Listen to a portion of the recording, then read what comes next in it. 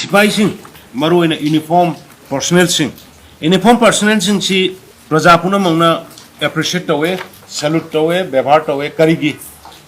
moina uniform selaga makoto khulai pairaga leibha ki damakta law and order thamna ba yengna ba sing phana ba border ngak pa khangde drug ki mayok ta khangde anti social elements sing ki mayok ta khangde tum da sadana khulai pairaga service to wadugumba uniform personnel sing hai ba uniform personnel sing sidaida moral handaba yaba hibam khara pau khara aingonda phangbadagi aina ngarang si operation nama ai tawe chief secretary DGP knowledge loina thamaga high ranking officer IG level gi officer omari aise nai hariba IG level gi officer ani humsi difference location da thai karino ina tariba paudi har kanda ai khogi yamna ai sibai khalaga imaleba gi seba to duini na laiba sipoi khara hawlbildar or constable or MR gi wero or police gi wero moi khara officer singi mayumda CO singi hairo education singi hairo SP singi hairo IG singi moi gi mayumda sumna gi duty to hon manataba moi gi security to hon manataba mayumda sak thonga hujiki CO dugi hujiki IG officer dugi sak thongbagi even magi mung manungi phiron bawo sol le haibagi pawo ingonda leiba sak thonganba gari chamanba du natna magi mung manungi phiron bawo sipai sing da sol le haibagi yamna sathiba nungai taba pawo khra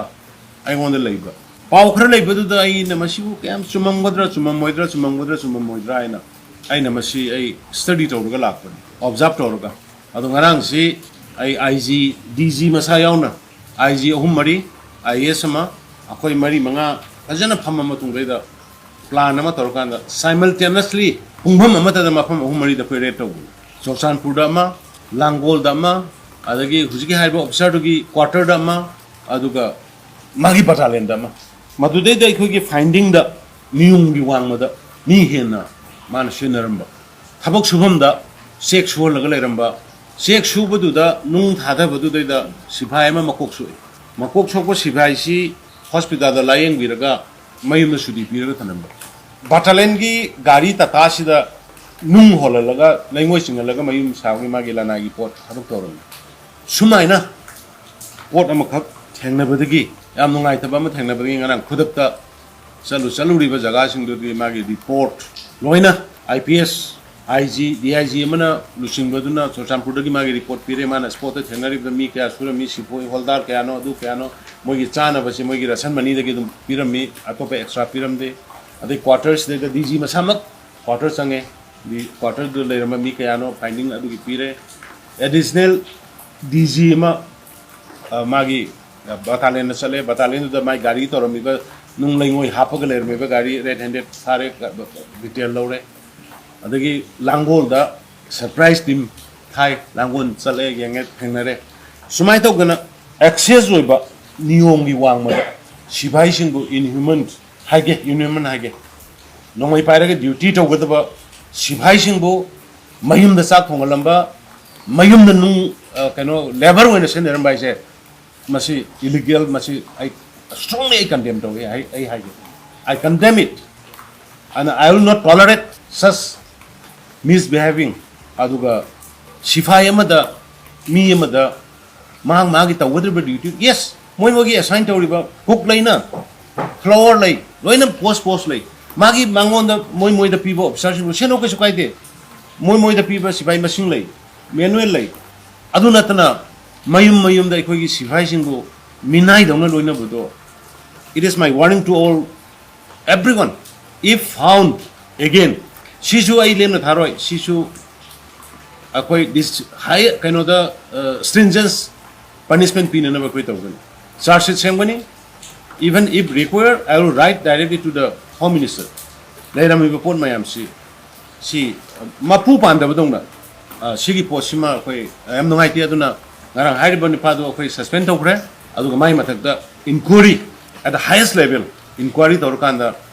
chap saba legal action logani haidana masimai hamjage good morning mayam da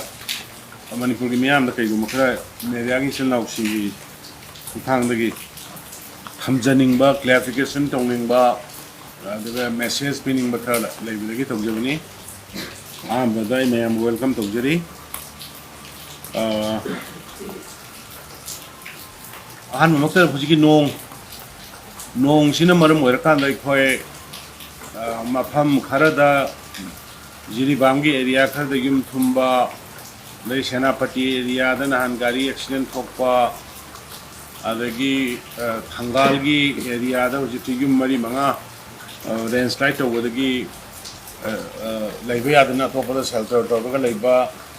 ꯑꯇꯩ ꯑꯇꯩ difference ꯑꯦꯔꯤꯌꯥꯁꯤꯡꯗ खरा यामना major मक थोक्त्रगसु थोक्पसि अखोई government की side की 24/7 अखोई monitor तौरी अदुगा deputy commissioner की सिंगी खुथांगदा अखोई दरकार लेबा सिंग अखोई पीरी अदुगा सिंग इमाई जी हेनकलकपनिना मसि अखोई 25/7 अखोई की ऑफिशियल सिंग येंगगा सेक्शन न थमी अदुई मथकता मयाम लेकाई की चिनाव मैम तुरें खोपान मैद ताब चिनाव मैम सपोर्ट पीदना की अवाटपा तौदना तौरी अखोई पुन्ना सीजन की तौरपनीना अखोई थेंगमिनसी असम याम साथीना सोइबा अरुणाचल नॉर्थ ईस्ट के मफम अयामबदा इफेक्ट तौरे अखोई मणिपुर खर गई तौरे अखोई मैम थेंगमिनसी गवर्नमेंट प्रिपरेशन फजना लेरे मैम की पुनः होनमीनसी मैम की मतेंगी अखोई सोदना ओवरकम तौगनी है मैम थमजगे नरंग नहान अंद्रो पार्किंग इसिंग थुमे है लाए अंद्रो पार्किंग इसिंग थुमे अंद्रो से चप याद्रे अंद्रो की पार्किंग की सेना येंगोब कांददी मैम ने उबीरे मेडियादा ड्रेन चेंगदब मफमदुदा ड्रेन मफमदुदा मोइना लोइना होटल अमगी मखादसु उबीरमनी लोइना सीमेंट कांक्रीट हाइजल लोइना थिंग लेरमने अदुना प्लीज गवर्नमेंट चाहिए मैम की चाहिए नहीं कैसे कायदे गवर्नमेंट असी ममा मपाद चाहिदना नैनदना ngang guardian चाहिए कना तौगनी बट तौबदबो आइगी कोंथोंग उखु फातब्रा आइगी कोंथोंग लेरिबा खोंबांदुदि चेनब्रा इसिदि युम्बु खुदिंग येंगनबो मथौ ताइ युम्बु खुदिंग आइगी कोंथोंग इसिंग चलहलबा मतमदा इसिंग सोरोक इसिंग चेलोय युम्बु खुदिंग आइगी कोंथोंग फुंजल तौरगदि सोरोक इसिंग चलकने अन मणिपुर की युम्बु खुदिंग मक्तैना अपील तौजनिंगी आइगी कोंथोंग मपादो अदु खतंग नोंग तारक मतमदा खोंगलम इसिंग चेनमजे फुनब्रा इसी येंबियो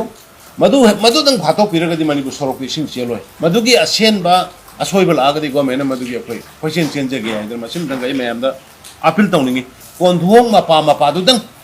अतै येंबिद्रसु यारे कोंथोंग मपा आइगी इंखोल मपादुदंग इसिंग चेनफम लेब्रा लेतब्राना सेंबियु हाइबसिमा इ अपील तौजगे गवर्नमेंट की क्वार्टर्स अहिंग तुमम चाबम खंगन थबक सुरिबा गवर्नमेंट एम्प्लॉइज मैम सिगी लेभम अराबदगी लागा पोस्टिंग तारबा मैम सिगी लेभम ने हाइदना अखोना गवर्नमेंट क्वार्टर्स से अखोई सारगा लेबनी गवर्नमेंट क्वार्टर पुन्ना लिसिंग अमगा चनिपान निम्फु तरुकुंबा डिफरेंस 9 लोकेशन ले लिसिंग अमगा चनिपान निम्फु तरुक government quarters 1846 in different locations district सिंकरी हाइरिबा क्वार्टर सिंगसी मसीदैदा अखोगी वाना सुजर चाजरगा तोलोक खर तौजरगा इमु पुजरिबा मयामसि लैगदबसिदा लैतबा यावबगी इन्फॉर्मेशन खरा इंगोन लाखपदगी इवन एंटी सोशल एलिमेंट सिंग गवर्नमेंट की क्वार्टर द लैसले हैबगी इन्फॉर्मेशन इवन पुलिस सिंगी बैरेक लैरिबा क्वार्टर लैरिबा मनुंगदा एंटी सोशल होइबा रिलेटिव्स का खंगनबसिंग लैसले हैबगी यरपदगी ऑपरेशन नमा तौहन बनी आइबा ऑपरेशन सिदा चीफ सेक्रेटरी डीजी अखोई पुन्ना फजना तानर काना अदना हुजिक फावबदा इलीगल रेंट मोइदा पीरिबा एलोट तौरिबा दु गवर्नमेंट एम्प्लॉय दु लेबगी महुत्ता मोइना अतोपदा सांतोगा थमंबा अखोई इन government employ ngarang manga taruk ama police की अखोई सस्पेंड तौखरे नहान कुनगनि पानमा तौखरे एम्प्लॉय दुगी इमुंग मनुंग लेबि एम्प्लॉय दुगी फैमिली ममा मपा लेबदा कनाम थिंग अदु नतब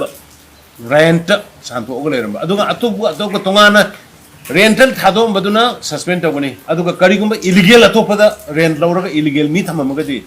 adugi government official dugi mathakta FIR wangani aduga magi mathakta akogi government gi oiba arona thup adu ngaktabagi charge ta mangonda disciplinary action initiate tawani aduna ai mayamda ngasi ekhoina tawraisi kanamta gi nate laibak sidaida akoi si karai salino khangdesen tribal colony New Japan gi retire to give us a hit tara surba mi quarter to later mine retire to graba government service the retire to gomisibu quarter entitled to grow sugumba aduga releases lambi the pusalaga government bu badnam to no was it 230 crore lorga manipur chakot hanje hebini I call the horizontal expansion gi mafum leitre vertical expansion to kanda floor taruk ki building mari manga sarga nungai na building to the AC tawraga lebiu haibagi sage haibani 230 crore hutko degi lorga hujig redi 60 crore thadorga leigre mathoi kana na pugudori adu masi saraga di ekoi government employee mayam do leiraga di magi tolok ki magi rent thiri buduna dum hutko gi thijagi doina haijari ba aduna niyom da sase please adu government ki quarters in the religious ki khudong chabol orga sajan bigano makhal matagi laisang oigera girja oigera kari oigera church oigera sa tawbigano niyom law magi makha da koi hingmani law magi makha da koi setmin na se government ki quarter se government gi ngasi ai gi service loigera khanda heng mi ma lakani ai ngasi sajal mi ba laisang go heng mi ma duna thopa jati orga di ma yagadra ara khuding gi amam sagadra quarter khuding gi Sigi pose akoi miyoi ba moina we have to understand before blaming khud thin dringa da mingon da sahi dringa da ai ga dawri ge hana khanna ni hai bani ai na haijari ji aduna media friends may am support PBD aduga PBO yaringai akoi gi soi ba lerang bani akoi family chief secretary kangde DG kangde akoi mantri mayam akoi gi soi ba lerang bani asoi ba da khud thilaga ta ku akoi sumthok na makoi hona jage akoi intentionally karingma makhalam tagi raja gi manga do balai ba gi manga do to roya dena khodi wasa ga lakra ai maki di ai haikhre karingma makhalam tagi corruption do bi ai anything wasat manu ko do budai compromise to ro ai yaw roi ai laibak sigi raja mayam sigi kai makitang di to bang amri yenge na wasak chakra ga laksa mani aduna ai kitang ai na sentok charai ba chumthok charai ba pon mayam se da mayam na support to biu lana na ta pa pau sandok pi gano